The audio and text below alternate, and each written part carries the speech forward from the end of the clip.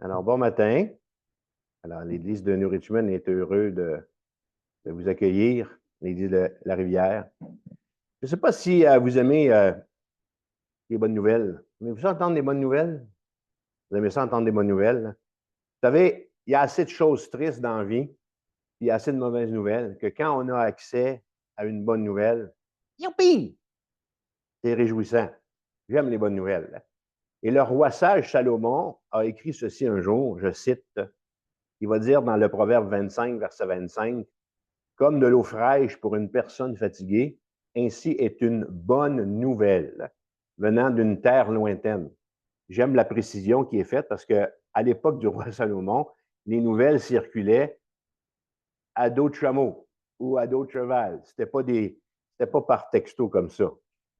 Et je ne sais pas si vous avez entendu des bonnes nouvelles, si vous avez eu accès à des bonnes nouvelles cette semaine. Alors, peut-être que vous avez entendu parler d'une fiançaille. Peut-être que vous avez été invité à un mariage. Alors, ça va être mon troisième mariage. L'année 2024, pour moi, va être un record en célébration de mariage. 4. Et un record aussi en célébration par les jours du baptême. Alors, on a un baptême le 13 novembre. Pas vrai. 13 octobre en Rivière-du-Loup. On en a déjà un autre en préparation peut-être pour le mois de novembre. Peut-être que vous avez eu des bonnes nouvelles cette semaine. Vous avez entendu parler que quelqu'un a été délivré dans notre Église. Peut-être que vous avez vécu une guérison physique, un rétablissement physique. Peut-être que vous avez eu une opportunité pour partager votre foi. Alors, la petite, elle est moins. Marianne, voilà, nous partageait tantôt une occasion qu'elle avait eue de parler de sa foi. Peut-être que vous avez aussi été en mesure cette semaine d'aider quelqu'un avec un projet comme J'aime mon voisin, de donner du temps. Peut-être que vous avez la joie de commencer très bientôt dans votre Église un nouveau service. Quand on s'arrête et qu'on prête attention, on sait reconnaître les bonnes nouvelles que le Seigneur nous donne. Et ma mère appelait ça des caresses de Dieu ou les caresses du Seigneur. Alors, depuis septembre 2021, on a lu en Église le livre de John Piper ici, Dieu et l'Évangile. Et à date, je m'en suis inspiré pour enseigner 10 fois une série sur la bonne nouvelle céleste, que Dieu est cette bonne nouvelle, que Dieu est l'Évangile. Alors aujourd'hui, pour ce 11e enseignement, je vais conclure et je vais vous redire, avec la même conviction que j'ai eue dans les 10 autres enseignements, que Dieu, oui, est la bonne nouvelle, que Dieu est l'essence même, que Dieu est le cœur de l'Évangile. Et voici les 3 objectifs que je me donne pour ce dernier rendez-vous. D'abord, nous aider à réaliser à nouveau l'amour que Dieu a envers nous. Deuxièmement, approfondir notre joie en Dieu en saisissant ce qu'est notre espoir éternel de glorification. Et mon troisième objectif, c'est que tout notre être soit transformé afin que le but de notre vie soit de magnifier et de se réjouir dans la gloire de Dieu. Alors, les 3 objectifs d'aujourd'hui, qui étaient les objectifs de la série, je vais y revenir. Je vais finir avec ça aussi en conclusion. Jean, chapitre 17, versets 24, 25 et 26, qui est notre texte d'introduction et sur lequel je vais faire référence tout au long de cette rencontre. Et j'aime comment Jésus va commencer en utilisant le mot « Père ». Je veux que là où je suis, ceux que tu m'as donnés soient aussi avec moi, afin qu'ils voient ma gloire, la gloire que tu m'as donnée, parce que tu m'as aimé avant la fondation du monde. Père juste, le monde ne t'a point connu, mais moi je t'ai connu. Et ceux-ci ont connu que tu m'as envoyé. Je leur ai fait connaître ton nom et je leur ferai connaître afin que l'amour dont tu m'as aimé soit en eux et que je sois en eux. Moi, très tôt, très tôt, là, dans ma vie chrétienne, alors je me suis converti le 17 septembre 1976, ça a fait 48 ans. Alors, très tôt dans ma vie chrétienne, puis j'ai connu, puis j'ai apprécié le chant qu'on avait dans les ailes de la foi, ou Célébrons Dieu, je ne sais pas le jour. Non, c'est pas vrai. Ce sera la gloire pour moi. Oui. Mais en réalité, le titre, c'est ça, c'est Je ne sais pas le jour. Et ce chant-là, lorsque je le chante, lorsque je réfléchis, est pour moi toute une démonstration de la gloire qui va être la nôtre. Et je vous chante le premier couplet, puis si vous le chantez, si vous le savez, vous pouvez le surluter avec moi. Je ne sais pas le jour où je verrai mon roi, mais je sais qu'il me veut dans sa sainte demeure. La lumière vaincra les ombres à cette heure. Ce sera la gloire pour moi. Ce sera la gloire pour moi.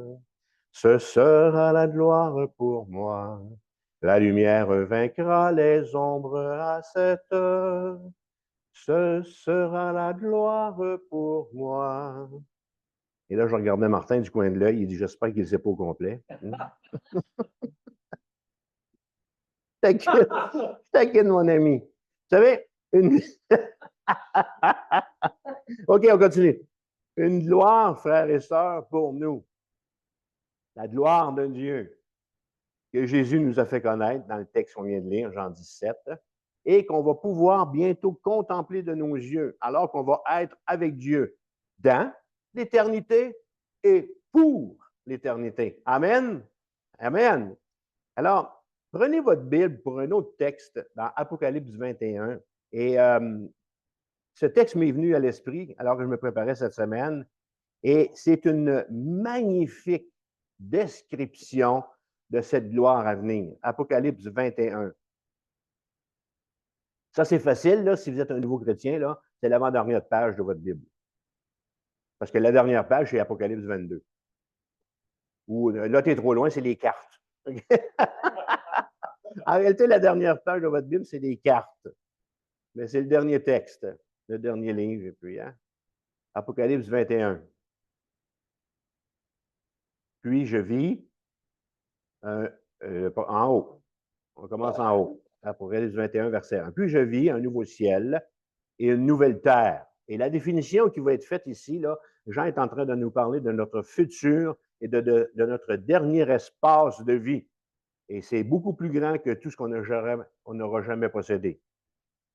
Okay? Alors, puis je vis un nouveau ciel et une nouvelle terre, car le premier ciel et la première terre avaient disparu et la mer n'était plus.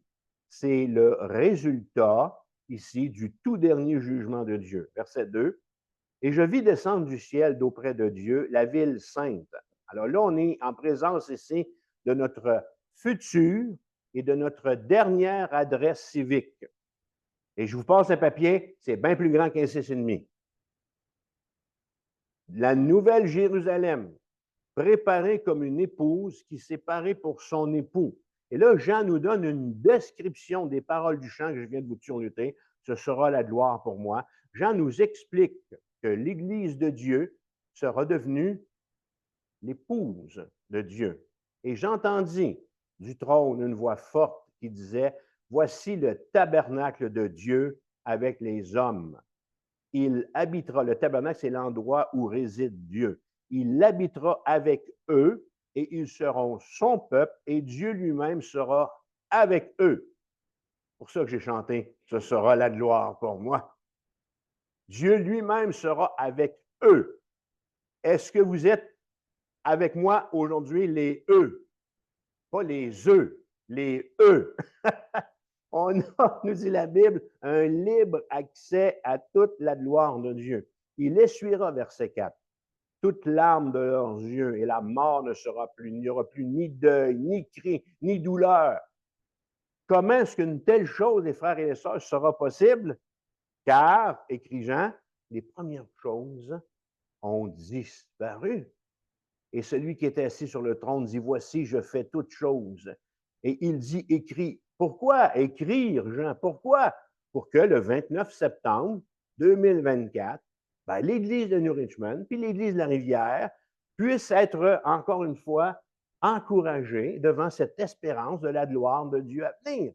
Car ces paroles sont certaines et véritables. Verset 6, et il me dit, c'est fait. Je suis l'alpha et l'oméga, le commencement et la fin. À celui qui a soif, je donnerai de la source de l'eau de la vie gratuitement. Celui qui vaincra héritera ces choses. Je serai son Dieu et il sera mon fils. Frères et sœurs, nous serons en présence et pour toujours de la gloire du glorieux. Le nouveau ciel, cette nouvelle terre, cette ville sainte seront entre les mains de Dieu, le moyen pour lequel il a choisi de combler son épouse. Ça, c'est nous autres, ça, les frères et les sœurs.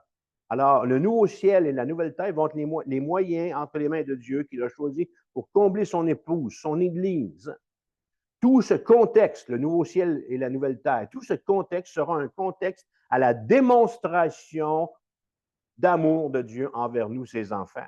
Jean écrit, celui qui vaincra héritera des choses. Je serai son Dieu et il sera mon Dieu. Et la deuxième chose par laquelle, pour que le nouveau ciel et la nouvelle terre vont être entre les mains de Dieu, les moyens par lesquels il va nous manifester sa plus grande gloire. Voici le tabernacle, écrit Jean, de Dieu est avec les hommes. Il habitera avec eux et ils seront son peuple et Dieu lui-même sera avec eux. Et c'est le titre que j'ai donné à mon enseignement, mon dernier aujourd'hui dans cette série, la gloire du glorieux. Jean 17, versets 24 à 26. Je pense que la meilleure nouvelle de l'Évangile est celle que l'apôtre Jean nous présente, à la fois dans son Évangile et à la fois aussi dans sa première lettre. Alors, tournez avec moi dans 1 Jean 3,16. Alors, il y a Jean 3,16 et il y a aussi 1 Jean 3,16.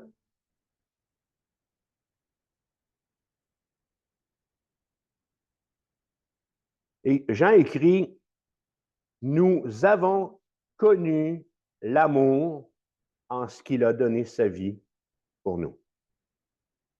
Hein, Jean 3,16, nous avons connu l'amour en ce qu'il a donné sa vie pour nous.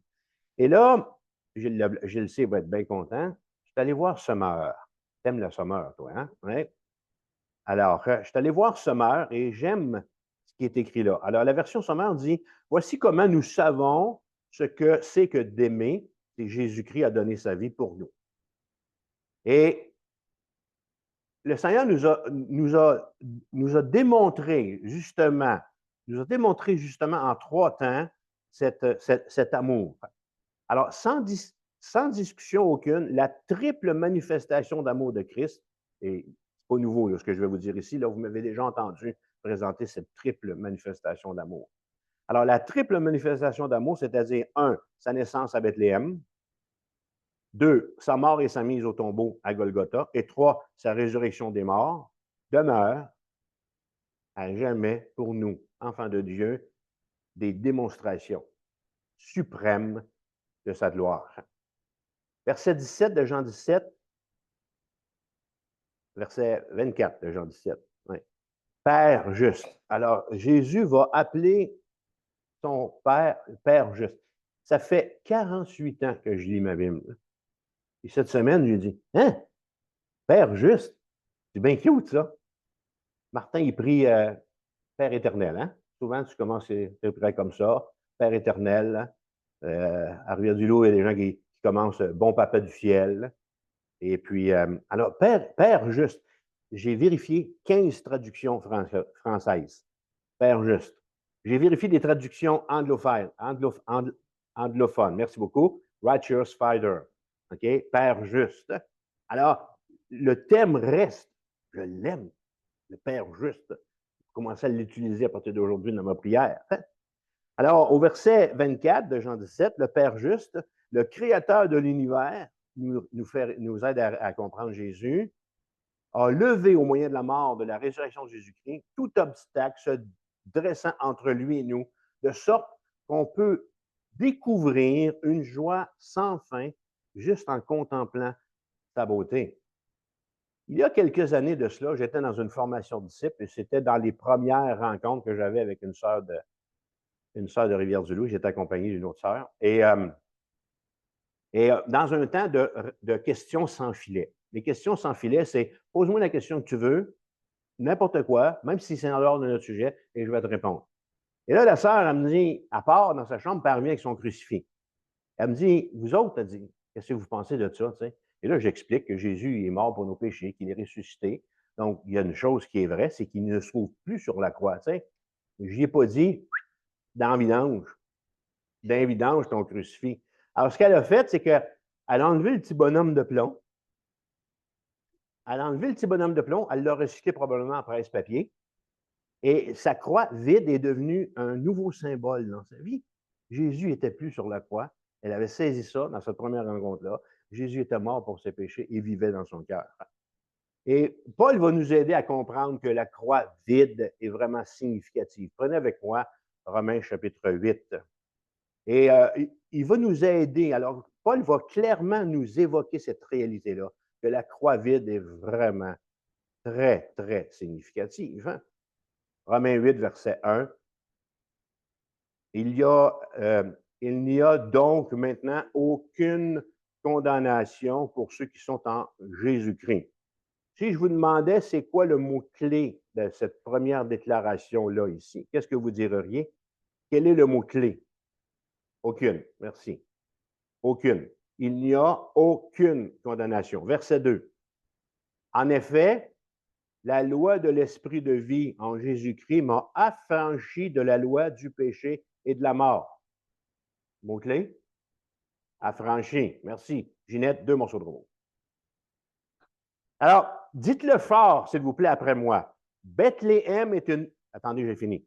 Bethléem est une démonstration de la gloire de Dieu. On répète.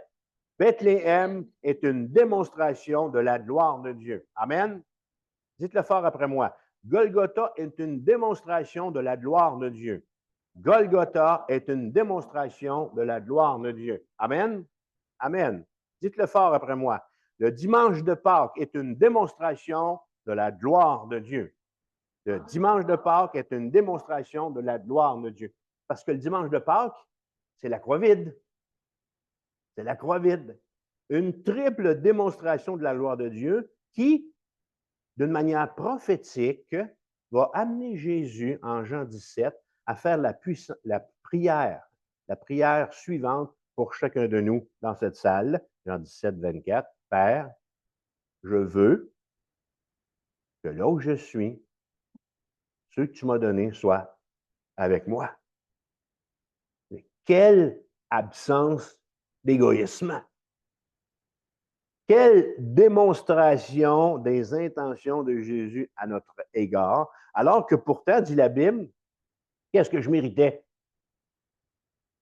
La condamnation. OK? Alors, c'est dire que dans son amour, Dieu a fait tout ce qu'il fallait pour sauver ceux qu'il méritait, le moins, en payant un prix très élevé. Paul va dire dans Romains 3, je cite, verset 23, « Car tous ont péché et sont privés de la gloire de Dieu, et ils sont gratuitement justifiés par sa grâce, par le moyen de la rédemption qui est en Jésus-Christ. » Tout, absolument tous ces textes, et sans exception, les textes qu'on lit aujourd'hui,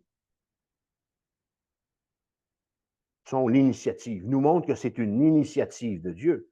Et là, tournez avec moi dans Éphésiens 2, je vais vous attendre. Éphésiens 2, et on va voir que tout est prétexte à une démonstration de la puissance de Dieu, de son amour envers nous. Il est l'initiateur. Il est l'initiateur de toutes choses. Éphésiens 2.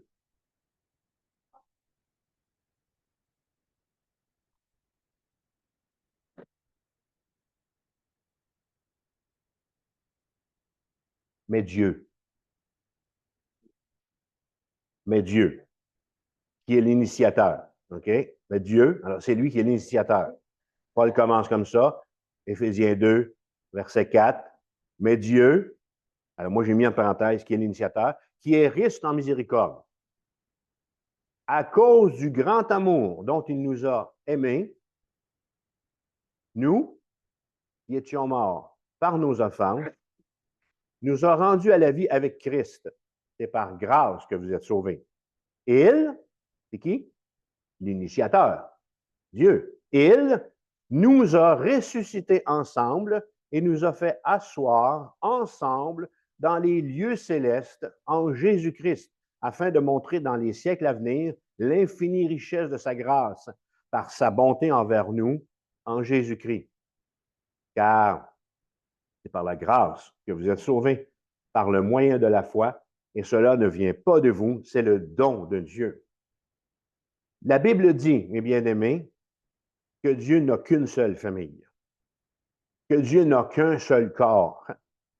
Et où est ce corps, selon Éphésiens 2? Et où le corps? Tout le corps de Christ, l'Église, est assis. Éphésiens 2, verset 6. Il nous a fait asseoir. En tant que membre de ce corps, on a été identifiés. Vous autres, les Janine qui m'écoutez, les Gilles, Éric, Rosalie, Pierre-Louis, Joanne, Martin, nous avons été identifiés avec Christ. Lorsque Christ est mort, nous sommes, nous autres aussi, morts. Lorsque Christ a été enseveli, nous avons, nous autres aussi, été ensevelis. Et lorsque Christ est ressuscité, nous avons, nous autres aussi, ressuscité. Et Paul va nous dire qu'au moment où on se parle, il est assis. Au moment où il est maintenant assis à la droite de Dieu, Seigneur Jésus, nous y sommes tous également. Alors, cherchez-moi pas. C'est vrai qu'à matin, je devrais être dans le bois, à la chasse, OK? Mais j'ai choisi, comme c'est laquelle des deux, Marie ou Marc, là? Peut-être que j'ai choisi la bonne part, là. C'est Marie. Ah, je fais des blagues. Alors, ne me cherchez pas. Je suis, dit Paul, déjà assis en espérance en présence de Dieu. Et l'auteur du livre aux Hébreux nous en parle également. Et ce texte vient consolider notre espérance. Je le lis pour nous autres. Hébreux 6, verset 17. C'est pourquoi Dieu intervint par un serment afin que nous trouvions un puissant encouragement, nous dont le seul refuge a été de saisir l'espérance qui nous était proposée. Cette espérance, nous la possédons comme une encre de l'âme, sûre et solide. Où sommes-nous en Jésus-Christ, dit la Bible? Assis, déjà en présence de Dieu. Où suis-je en Jésus-Christ, dit la Bible? Je suis déjà en espérance, assis en présence de Dieu. Et qu'est-ce que j'y fais, dit la Bible? Ben rien. Content. Il n'y a rien de plus simple, les frères et les sœurs, dans le texte. Rien n'est plus limpide comme réponse que ce que Jésus déclare dans notre texte. Père, je veux que là où je suis, ceux que tu m'as donnés soient aussi avec moi, afin qu'ils voient ma gloire, la gloire que tu m'as donnée. Au ciel, en présence de Dieu, moi je dirais pendant mes premiers 100 ans, en présence de Dieu, je vais me délecter. Alors, je vais m'asseoir devant le Seigneur pendant 100 ans. Puis je vais me délecter, selon Jean 17, 24, de la gloire de Christ, de la gloire de Dieu. Certains ont déjà avancé, je ne sais pas si vous avez déjà entendu ce conte de bonne femme, qu'au ciel, il y a des colonnes. Puis que vous risquez d'être assis en arrière d'une colonne si, dans votre christianisme, vous avez marché clopin, clopin. Ou si vous avez servi Dieu avec un cœur partagé.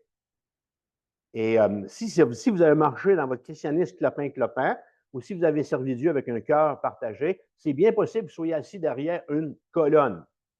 Il y en a peut-être des grosses colonnes. Et là, étant assis derrière une colonne, vous allez peut-être manquer quelques affaires qui vont se passer à l'avant-scène.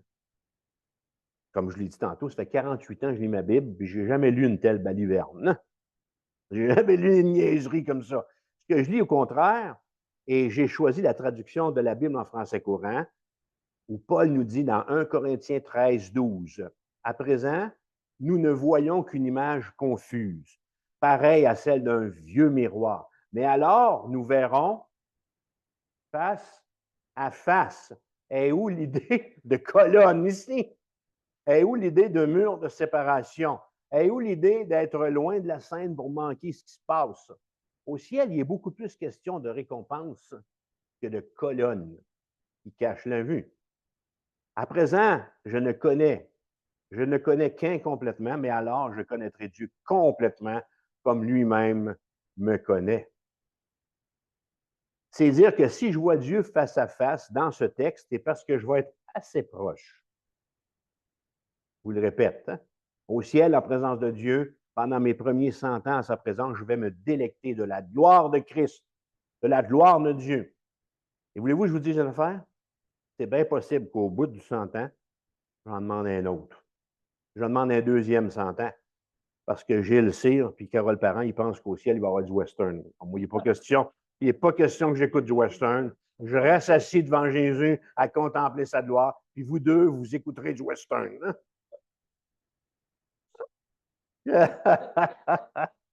Mon bonheur, ce que je veux vous faire comprendre, c'est que mon bonheur éternel émanera de Dieu lui-même.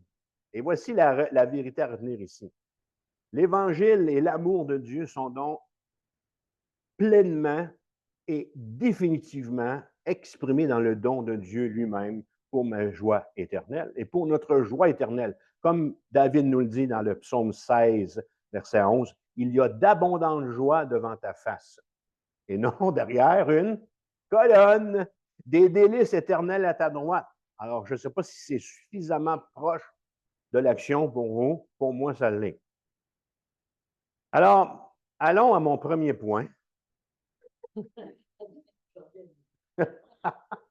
Allons à mon premier point pour nous aider à contempler la gloire du glorieux. Christ est ma vie. Ah, vous comprenez, je me suis délecté à écrire tout ça pour vous cette semaine. Hein?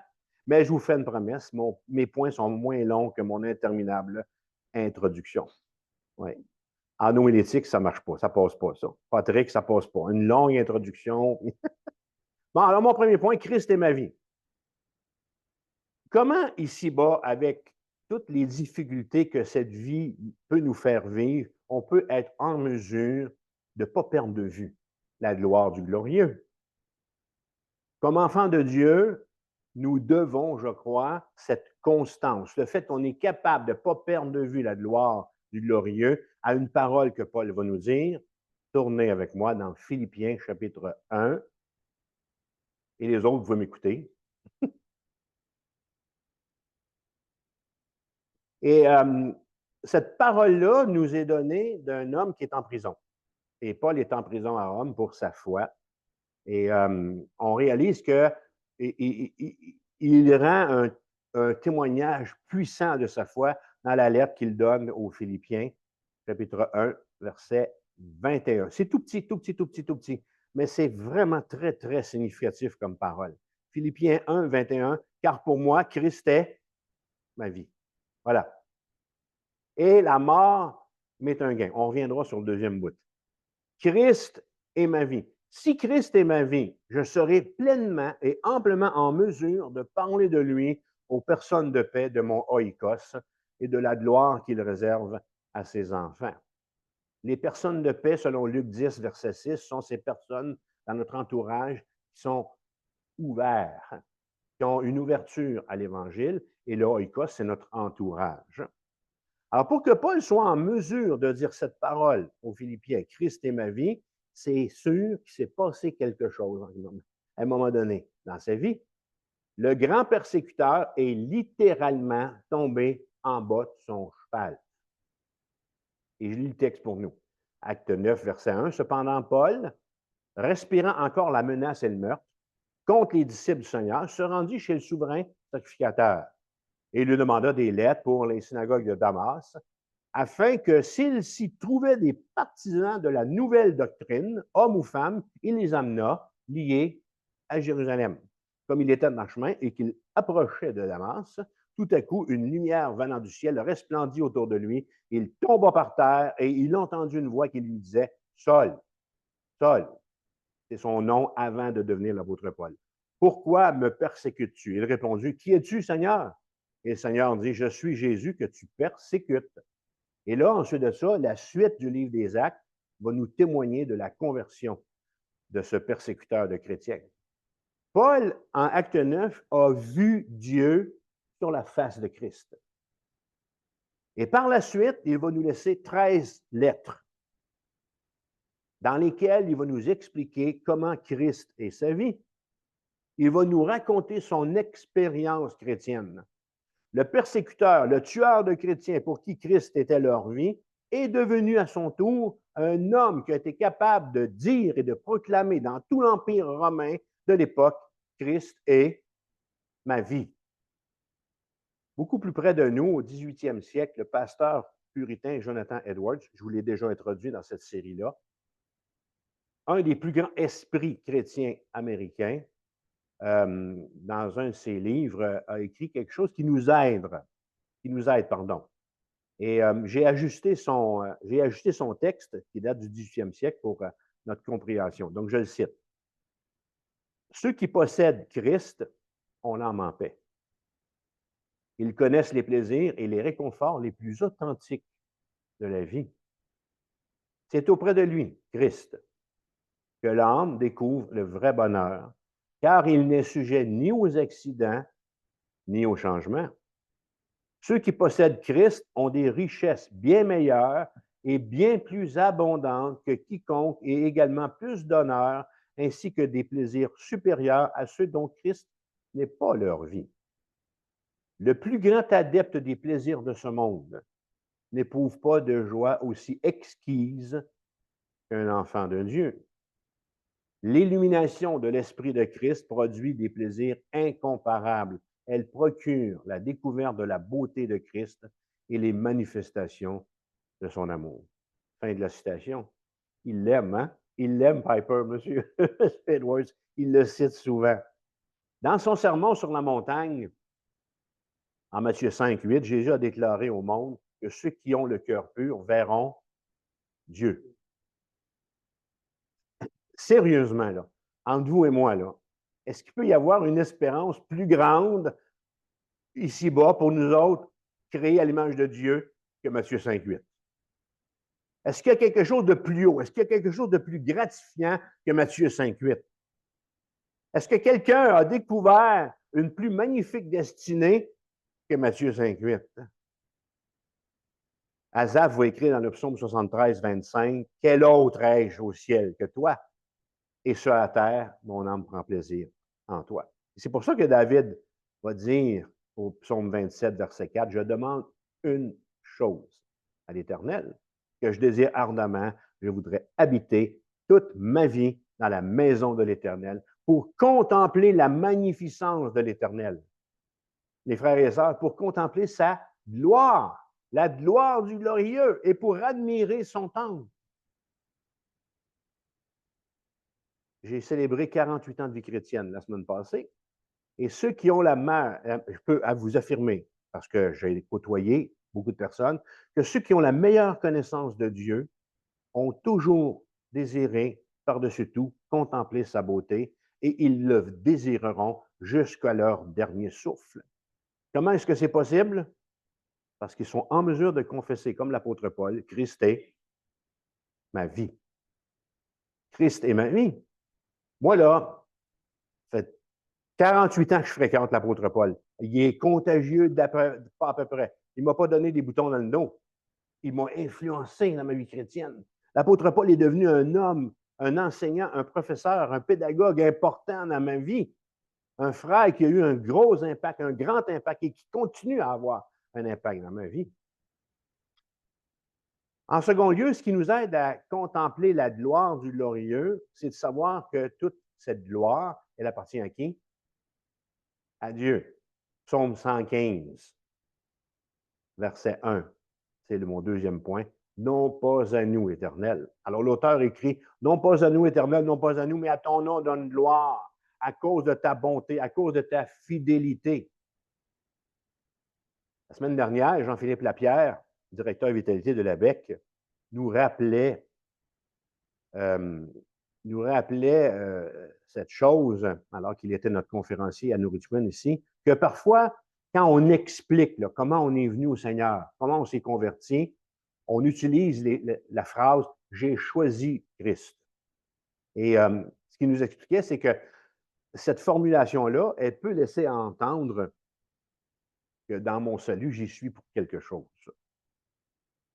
La parole de Dieu est très claire sur ce sujet, et on l'a vu avec Saul de Tarse, qui est devenu Paul, qui a été jeté en bas de son cheval par Christ. Et on va voir deux autres textes. On va prendre le premier ensemble, 1 Corinthiens 1, 27. Je vous attends, trouvez-le. C'est très important. Et deux autres textes de l'apôtre Paul qui nous montrent comment il avait compris que dans son salut, tout a été orchestré par Dieu. Il n'y a rien, 1 Corinthiens 1, 27, il n'y a rien, Paul, ce qui nous fait comprendre dans ses écrits, dans ses 13 lettres, il n'y a rien qui venait de lui. Tout a été orchestré par Dieu. Alors, on prend le temps de lire le premier, puis j'en ai deux autres après ça. 1 Corinthiens 1, 27. Mais, que dit le texte après ça? Dieu a choisi. Mais Dieu a choisi les choses folles du monde pour confondre les sages. Ensuite, qu'est-ce qui est écrit? Dieu a choisi les choses faibles du monde pour confondre les fortes. Et qu'est-ce qui est écrit? Dieu a choisi une triple répétition. Dieu a choisi les choses viles du monde, celles qu'on méprise, celles qui ne sont point, pour réduire à néant celles qui sont. Ah, regardez la raison, verset 29, afin que nulle chair ne se glorifie devant Dieu. Et un autre texte que je cite, regardez-moi, Éphésiens 2, 8, car c'est par la grâce que vous êtes sauvés, par le moyen de la foi. Et cela ne vient pas de vous, c'est le don. C'est le don. Vous voyez ce que je fais? C'est le don de Dieu. Ce n'est point par nos œuvres afin que personne ne se glorifie. Alors, le psaume 115 dit, non pas à nous, Éternel, mais à ton nom donne la gloire. John Piper écrit ceci, et j'aime la façon dont il nous le présente dans ce dernier chapitre, et je le cite à nouveau. Nous nous sentons généralement aimés lorsqu'on nous place au centre de ce qui a de la valeur, puis de ce qui est digne d'honneur et d'affection. On aime ça être placé en avant, au front, pour être vu. La raison principale, écrit-il, pour laquelle il en est ainsi, s'avère de forts sentiments de bien-être. On en retire. Et il continue en disant, malheureusement, il n'y a rien de spirituel dans cette émotion terrestre. En fin de compte, l'amour naturel repose sur le moi à ce moment-là, plutôt que sur Dieu. Alors, si je veux absolument paraître, puis être partout, faire tous les jobs dans l'Église, questionnons notre intérêt. Si l'on m'attache beaucoup d'importance, je me sens aimé, car mon bonheur est fondé sur moi-même. Alors, Dieu devrait occuper la place centrale dans mon cœur, mais ce n'est pas le cas.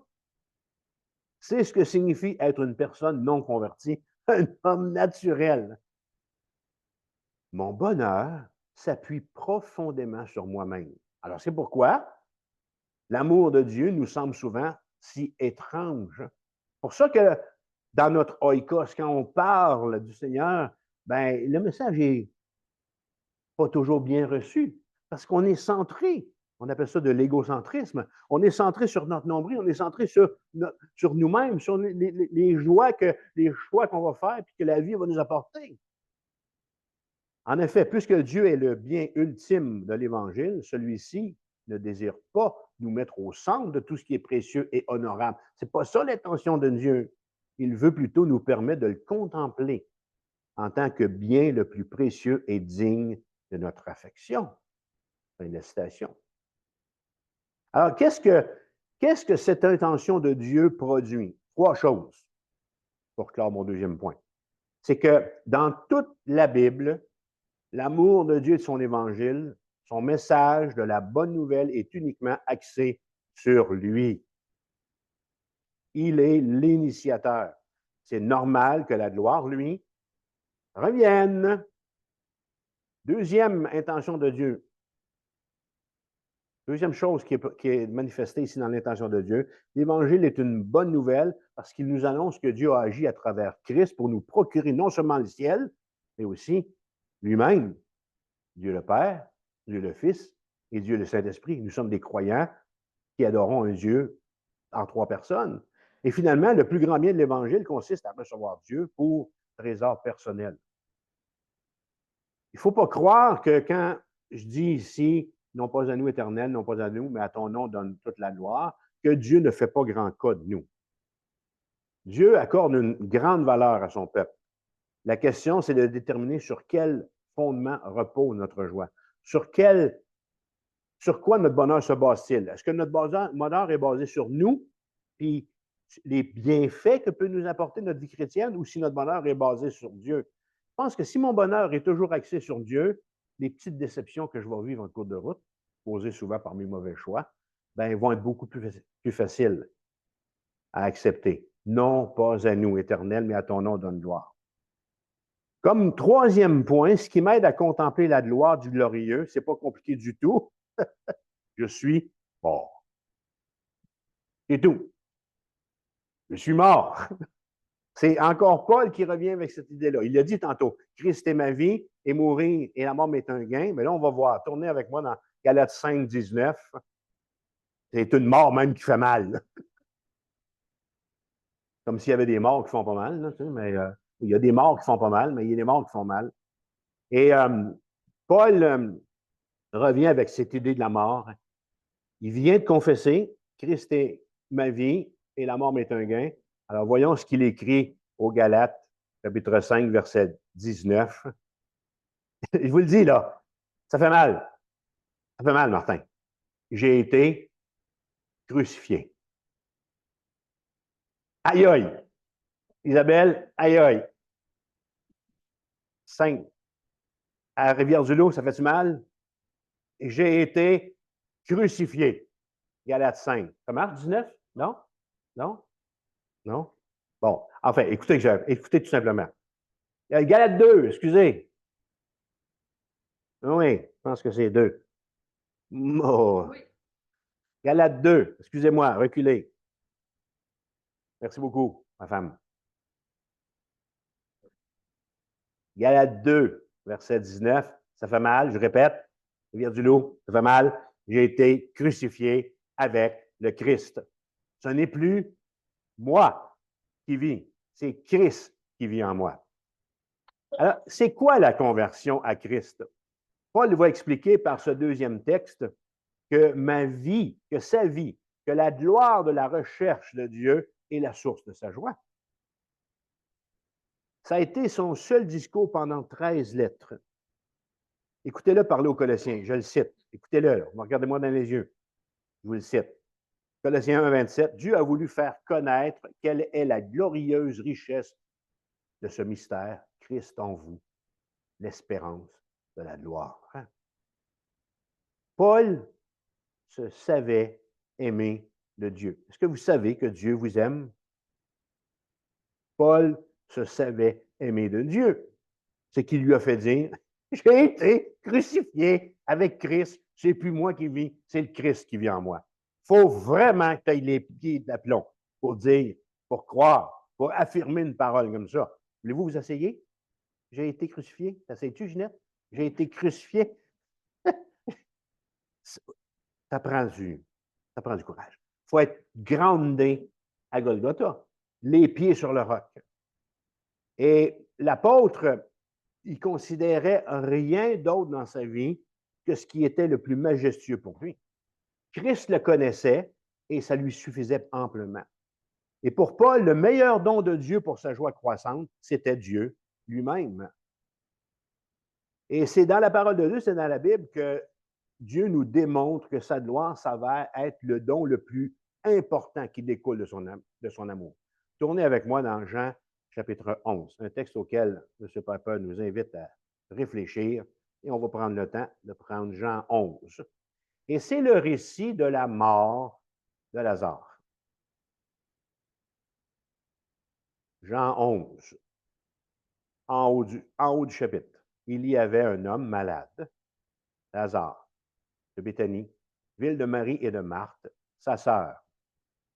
C'était cette Marie qui oignit de parfum le Seigneur et qui lui essuya les pieds avec ses cheveux, et c'était son frère Lazare qui était malade. Les sœurs envoyèrent dire à Jésus, Seigneur, voici celui que tu aimes est malade. Après avoir entendu cela, Jésus dit, cette maladie n'est point à la mort, mais elle est pour la gloire de Dieu, afin que le Fils de Dieu soit glorifié par elle. Or, Jésus aimait Marie. Non, c'est pas vrai. Or, Jésus aimait Marthe et sa sœur et Lazare. Lors, donc, ben, il aime Marie aussi, là, vous comprenez qu'il l'aime aussi. Okay? Alors, Jésus aimait Marthe et Marie et sa sœur et Lazare, arrêtez de rire de moi. Et lors donc, il lui apprit que Lazare était malade, il resta 2 jours encore dans le lieu où il était. Il y a bon nombre de questions puis de détails étonnants dans ce texte-là. J'en ai relevé 1, 2, 3, 4. En premier lieu, vous êtes-vous déjà demandé pourquoi Jésus ne part pas immédiatement de l'endroit où il se trouve, de manière à arriver assez vite chez Lazare pour être en mesure de le guérir, lui qui en a guéri beaucoup d'autres. Il est resté 2 jours. Moi, je m'excuse, mais si mes sœurs m'appelaient pour me dire que mon père ne va pas bien, viens-t'en. Gilles, viens finir. Hein? Mes notes sont là, viens finir la prêche. Je pars puis je m'en vais voir mon père. Mais non, Jésus reste là. Et le texte semble nous démontrer que parce que Jésus a tardé, Lazare il est mort. Il l'a laissé mourir. Parce que s'il y avait été, il aurait été en mesure de le guérir. L'autre détail étonnant, c'est qu'on réalise dans ce texte-là que Jésus visait un objectif. Et il a jugé que ça valait la peine. Ça valait la peine de laisser Lazare mourir afin de le ressusciter. Mais, des fois, les plans du Seigneur sont coûteux. Marie et Marthe, ils ont pleuré. Hein? Ils ont vécu 4 jours dans le deuil. Lazare a dû vivre la mort, il a dû vivre cette souffrance. Et ensuite de ça, troisièmement, Jean précise que Jésus aimait Lazare et ses sœurs. Alors, pourquoi? Comment expliquer un tel comportement de la part de celui qui aimait Lazare et de sa famille, puis de rester 2 jours? Alors, le quatrième détail, le quatrième point important, oui, tu as raison, Gilles, c'est que Jésus nous répond au verset 4. Lorsqu'il apprend à ses disciples la raison pour laquelle Lazare est mort. Cette maladie n'est point à la mort spirituelle, mais elle est pour la gloire de Dieu, afin que le Fils de l'homme soit glorifié par elle. Jésus savait, en le ramenant à la vie, Lazare va devenir un type de ce que je vais vivre moi-même un peu plus tard, et ça va être une démonstration de la gloire de Dieu. Donc, en laissant mourir Lazare pour ensuite le ressusciter, Jésus voulait montrer la gloire de Dieu, le Père, et aussi celle de Dieu, le Fils. Ensuite, en manifestant ici sa gloire, en ressuscitant son ami, il démontre son affection envers cet homme et envers ses sœurs. Et ça nous a donné Jean 11, 25, je suis la résurrection et la vie. Tout ça là, est un prétexte pour Jean 11, 25. C'est ça? Jean 11, 25, je suis la résurrection et la vie. Si Lazare ne passe pas par cette période difficile, si les sœurs ne pleurent pas pendant 4 jours, on n'a pas Jean 11, 25. Il nous le manque dans le Nouveau Testament. Puis on a besoin. Parce que ce texte va venir corroborer, va venir appuyer la croix vide de Golgotha. Je suis la résurrection et la vie. La plus merveilleuse leçon à retenir de cet épisode, c'est que l'amour cherche à faire tout le nécessaire pour aider des gens à contempler puis à goûter la gloire de Dieu en Christ pour toujours. L'amour donne la place centrale à Dieu. Et pour Jésus, tout était un prétexte pour révéler sa gloire et celle du Père. Alors, on comprend maintenant pourquoi l'ami de la famille de Jésus, Lazare, est mort. Il est mort pour que son ami, Jésus, puisse, en le ressuscitant, faire la démonstration à tous de la gloire de Dieu. On comprend maintenant pourquoi Paul dit avoir été crucifié. J'ai été crucifié.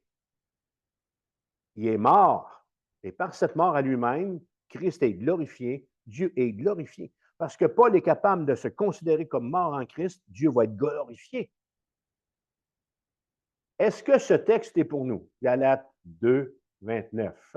J'ai été crucifié avec Christ. Ce n'est plus moi qui vis, c'est Christ qui vit en moi. Je suis mort.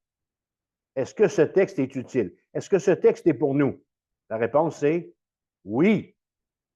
Galates 2, 19 à 29 nous concerne parce que nous avons de l'importance aux yeux de Dieu. Tournez avec moi dans Romains 8, un peu plus loin, ou avant plutôt, et on va lire une grande vérité que Paul a écrite cette fois aux chrétiens de Rome. Et c'est souvent une parole de réconfort qu'on utilise, hein? Mais il faut juste faire attention comment on l'utilise. Hein? Romains 8, 28. Hein? Si vous allez au salon mortuaire, là, puis que votre ami enterre sa femme ou que votre ami enterre son mari, puis vous lui dites toutes choses concourent au bien de ceux qui aiment Dieu, c'est peut-être pas le meilleur verset. Sauf si c'est vrai. Sauf si c'était une peste. Ça, c'est vrai. Alors, Romains 8, 28, il faut faire attention à comment on l'utilise. Mais Paul nous dit, nous savons du reste que toute chose concourt au bien de ceux qui aiment Dieu. Galates 2, 19, j'ai été crucifié avec le Christ et ceci concourt à mon bien. Ginette, on l'essaye-tu? Hein? J'ai été crucifié avec le Christ et ceci concourt à mon bien. Paul continue. Alors, nous savons du reste que toute chose concourt au bien de ceux qui aiment Dieu, de ceux qui sont appelés selon son dessein, car ceux qu'il a connus d'avance, il les a aussi prédestinés à être semblables à l'image de son Fils. On répète, j'ai été crucifié avec le Christ et ceci concourt à mon bien, afin que son Fils fût le premier-né d'entre plusieurs frères. Et ceux qu'il a prédestinés, il les a aussi appelés. Et ceux qu'il a appelés, il les a aussi justifiés. Et ceux qu'il a justifiés, il les a aussi glorifiés. La gloire du glorieux.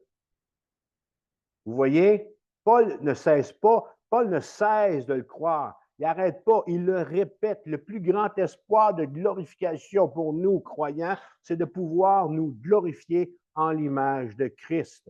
Ce n'est plus moi qui vis, c'est Christ qui vit en moi. Il y a un événement difficile dans votre foyer, envoyez Jésus répondre au lieu de vous répondre. C'est pas pareil. La réponse n'est jamais pareille. Hein?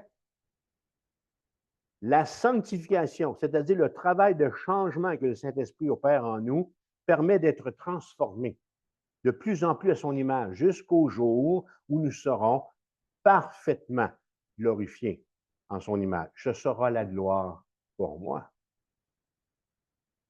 La sanctification, le travail de changement que le Christ opère en nous, a pour objet de nous rendre semblables à Dieu. Ce n'est pas un mince objet. C'est tout un objectif. Mais plus important encore, nous reflétons Dieu de manière parfaite pour notre plaisir et ce pour l'éternité. Ce sera la gloire pour moi quand je verrai de mes yeux toute la splendeur et la gloire du glorieux. En conclusion, Jean 17, 24, Jésus fait une prière. C'est notre texte qu'on étudie depuis tantôt, qu'on réfléchit. Alors, Jésus fait une prière à la gloire du glorieux. Père, je veux que là où je suis, ceux que tu m'as donnés soient aussi avec moi, afin qu'ils voient ma gloire, la gloire que tu m'as donnée. Jésus, en priant pour nous, demande à Dieu de le glorifier et de faire en sorte que nous contemplions sa gloire. Il exprime son amour pour nous en priant qu'il soit lui-même glorifié. À la fin de cette série, retenons les trois vérités, les trois applications suivantes, qui sont un rappel des trois objectifs que j'ai cités tantôt il y a 45 minutes en introduction. Première vérité à retenir, ou première application, la fidélité de toute chose. La finalité, pardon. Ça change bien gros le sens de ma phrase. La finalité de toute chose pour nous se trouve dans notre admiration éternelle de la gloire de Dieu. Frères et sœurs, c'est pour admirer cette gloire que nous avons été créés. Mon deuxième objectif, tantôt, en introduction, j'ai dit, pour approfondir notre joie en Dieu en saisissant ce qu'est notre espoir éternel de glorification. La finalité de Dieu, c'est qu'on puisse admirer pour l'éternité la gloire de Dieu. La deuxième vérité ou la deuxième application, tous les dons de l'Évangile nous mènent vers cette fin ultime et grandiose. Contempler la gloire de Dieu en Jésus-Christ consiste pour nous le don ultime et la plus grande joie qu'on peut jamais éprouver. Toutes les autres joies de la terre, c'est des choriblassums. Cherry Blossom. Avez-vous déjà mangé? C'est seulement ceux qui en ont mangé qui comprennent de quoi je parle. OK? Rappelez-vous l'objectif 1, réaliser à nouveau l'amour que Dieu a envers nous. Alors, deuxième application, tous les trésors de l'Évangile nous mènent vers cette fin ultime et grandiose, contempler la gloire de Dieu. Troisième vérité, troisième application, toutes les épreuves seront transformées en joie et seront arrimées aux bénédictions parfaites de Dieu dans le but ultime que nous admirions éternellement sa joie. C'était mon troisième objectif en commençant, où j'ai dit que tout notre être soit transformé afin que le but de notre vie soit de magnifier et de se réjouir en la gloire de Dieu. Alors, ces trois vérités ou ces trois applications sont tellement vraies, mes bien-aimés, que la glorification de l'épouse de Christ, nous, les enfants de Dieu, va être un événement central de la nouvelle création que je vous ai présenté dans Apocalypse 21. Vous en doutez? On prend un dernier texte, là où vous étiez, Romains 8. Trois applications, trois vérités tellement vraies qu'ils deviennent l'élément central de la nouvelle création, notre glorification, le fait de voir la gloire glorieuse. Romains 8, verset 19. Ainsi, la création attend-elle avec un ardent désir, quoi? La révélation des fils de Dieu.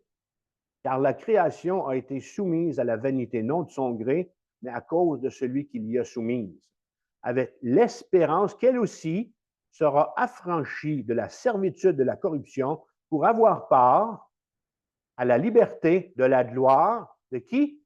Des enfants de Dieu. Ben oui, en plus du western, il y aura des chiens. Ouais.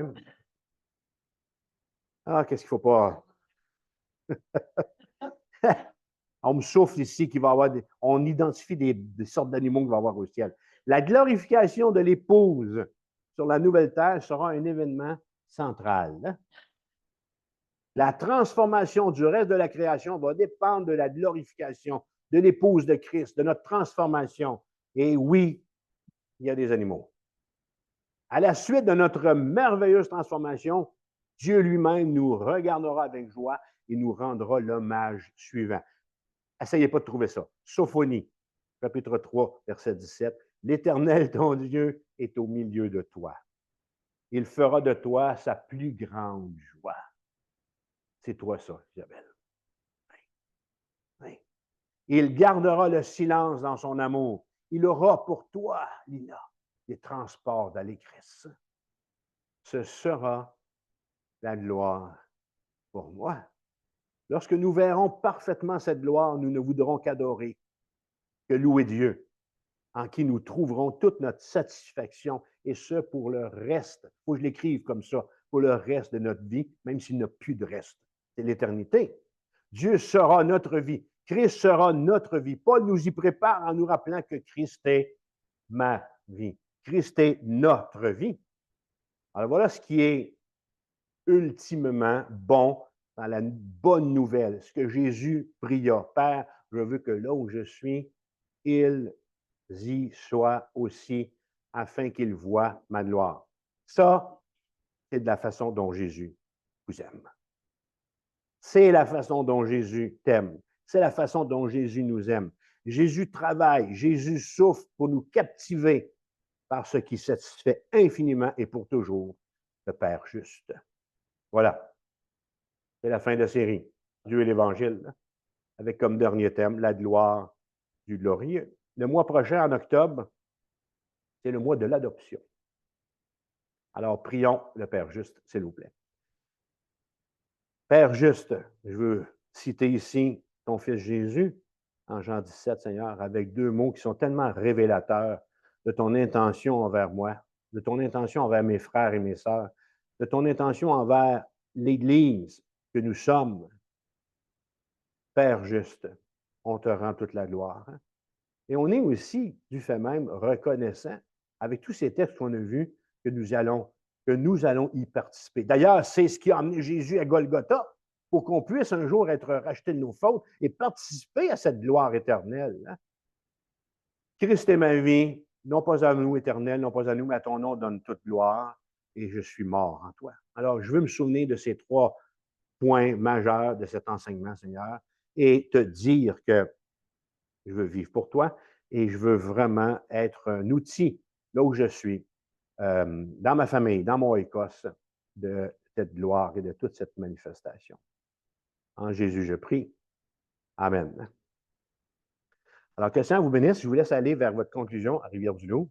Et puis, nous autres ici, on vit la même chose. Au revoir.